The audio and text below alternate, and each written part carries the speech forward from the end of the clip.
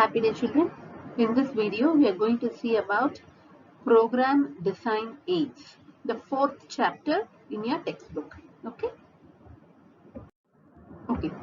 What is program design aids? What do you mean by aids? Aids means help. So in this chapter we are going to see the tools which will help us to write the program successfully. So what are we going to see in this chapter? We are going to see the tools which is going to help us to write the program successfully. Okay. So a computer program follows an algorithm, pseudocode and a flowchart.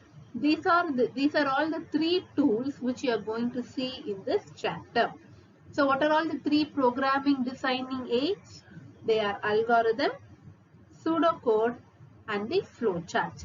Okay, a computer program follows an algorithm, a sequence of activities which can be represented using pseudocode or a flowchart. So the first step to write a program, the first step is you have to write the algorithm. Algorithm is nothing but your requirements, a sequence of steps. Okay, algorithm is nothing but a sequence of steps. You will write it in a write it in an English language. Okay, you will write it in an English language. Then what you will do? That algorithm can be represented in two ways. That algorithm can be represented in two ways. They are pseudocode and the flowchart. Okay, children. So now you are clear with the programming design aids. What are the three programming design aids? Algorithm, pseudocode and flowchart. These are the three tools which are going to help us to write the program in a successful manner. Okay. Right. Now, what are the characteristics of algorithm? Algorithm is nothing but a sequence of steps which are written one by one in a particular order in which it has to be followed. So what are all the characteristics, children? The characteristics, the input should be specified and the output should also be specified.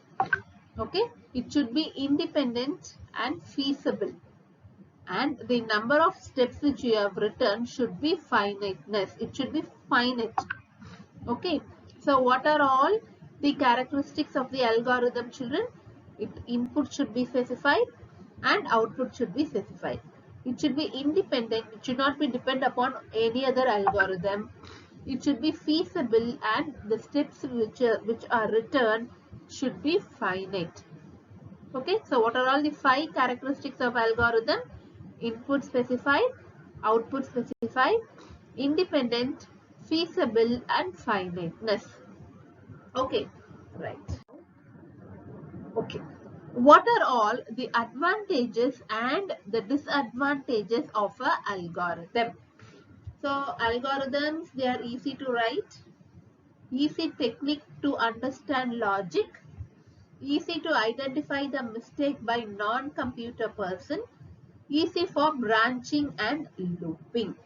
This is nothing but you are just jotting down all the techniques or all the steps which you are going to follow. Okay. What are the disadvantages? It is time consuming. Once it is written, it is difficult to modify and difficult task to draw flowchart for big programs. See, I told you algorithm is nothing but a step-by-step procedure which is written in English language. Okay. Once it is written, a step-by-step procedure written in English language, it can be understood by a non-technical person also. Okay, but that is one advantage, but it is very difficult to convert that algorithm into flowchart for a very big program. Okay, whatever you take, there will be advantages and also disadvantages. We have to know both and then only we have to start doing. Okay, children? Right. Now, what is a flowchart? A flowchart shows a breakdown of tasks into separate steps. You are writing these tasks. Task means activities. You are writing the task and activities in algorithm. For example, there are 7 tasks to be done to write a program. What we will do? All those tasks will be break down into steps. Each task is one step. Okay, each task is one step. All those tasks are converted into the algorithm. Okay, the steps written in algorithm are converted into the flowchart. They can be used to represent how program works. Okay, they can be used to represent how program works. See, flowchart, as the name suggests, it's a diagrammatical representation of the algorithm. So what is a flowchart? Flowchart is a diagrammatical representation of an algorithm. Okay. Say I have written a small, a small flowchart. I have drawn a small flowchart to order a burger. So start, order the burger. Okay. Then if you want burger, yes. Then order fries. If you don't want, no, then what drink do you want? Yes, order drink. No, pay cash, end. Okay. See, there might be some combos, right? If you want burger alone, order burger. Then they will ask you, you want fries? If yes, order fries. If you don't know, they'll ask you another question. Do you want a drink? If you want drink, go to S. No, pay the cashier and end. This is the diagrammatical representation of a flowchart in a simpler manner I have explained you. Okay. Okay. What are all the symbols we are going to use in the flowchart? See, this parallelogram is a data symbol. What do you mean by data? Whatever the input you are going to give, it should be in a data symbol. This is processing. Okay. Here you will generally write all the formulas inside this processing box. Decision making, if you want or no, yes or no. This is called the decision making. These are flow lines. These will tell me in which direction the program flows. Document. If you want to attach any document, you can attach it like this for reference. This is start and end. Direct data. This is direct data. Stored data. This is stored data. Manual input. Internal storage. Predefined processes. Sequential access storage. So what is all those things? We will use all these representations to draw the flowchart. We will use all these diagrammatical representation to draw the flowchart. Okay, data means input, process means all your formulas will come inside that. Decision, yes, no decision will be taken, true or false, yes, no decision, logical and or decisions will be taken here. This is start and end. If you want to refer any documents like annexures, it will be given inside this box. Direct data is nothing but you are directly giving input A is equal to 10. It's a direct data. You can write it here. Stored data is somewhere you have to fetch the result. You have to fetch those values from some other place. And you will mention in which place. That is called stored data. Okay, children. Predefined process is nothing but you use it in your C, C++, right? Predefined process, you will fetch it from library. Hash include stdio.h like that. That is called predefined process where you will call something. Okay, children.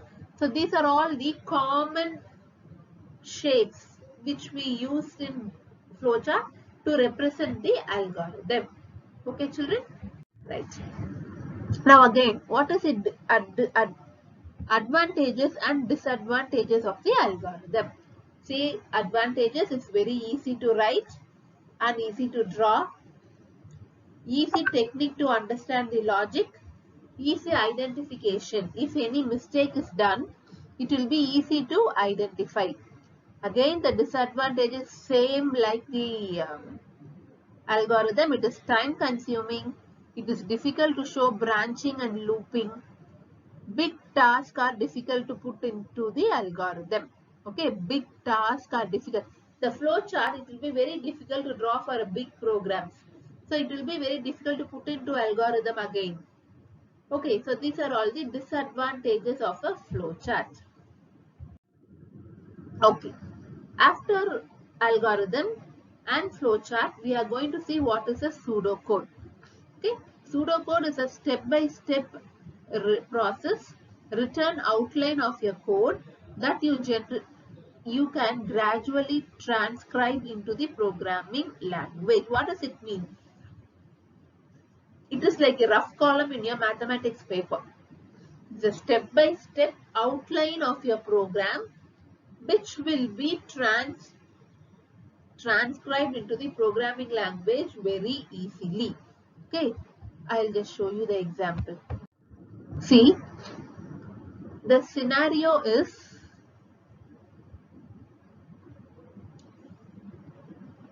you are going to order a tea. That is the scenario. Okay, so what is the algorithm? Set count to 0. Okay, look to each item in the drinks list. If the item is tea, add 1 count. Once complete, display count. See, for example, you take any food ordering thing. If you are going to order a tea, there it will ask how many tea you want. You will increase by putting a plus symbol, right? That plus symbol should be 0 first, and then you have to start adding how many cups of tea you want. Okay, so if you find the item called tea, then you can start adding, and at the end you are going to display how many tea you want. That is algorithm. See how flowchart is written. So start, count, this is your data box, count is equal to 0. Next, list the item. You have to list what are all the items available in the hotel.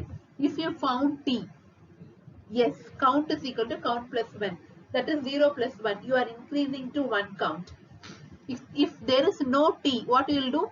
Finish the list and end.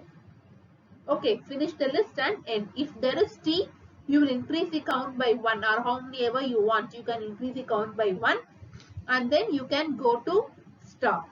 This is the flowchart. Now you are going to convert it into program, that is a pseudocode. So what you will do? Count is less than or equal to 0. You will just find that. For item is less than or equal to 0. Then if item is equal to t, then count is equal to count plus 1. This is the pseudocode where you are going to use if loop.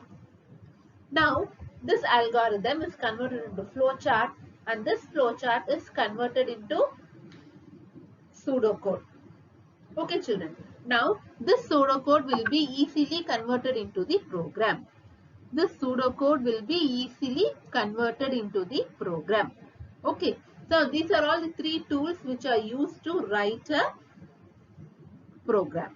Okay, now we are going to see the advantages and disadvantages of flowchart and the pseudocode. This is the comparison. So what are the flowchart advantages? It is standardized and visual. It's a visual representation. See, whatever you write, instead of you representing it in a diagram, it will, it will stand in a memory, right? So this is a visual representation. What are the advantages of pseudocode? It is easily modified. Once the pseudocode is written, it is easily modified into the original program. Okay, it implements structured concept. Done easily on word processor. Okay, now we are going to see disadvantages. Hard to modify. Those flowchart is very hard to modify into the program. Special software is required to draw the software, and it is very time consuming.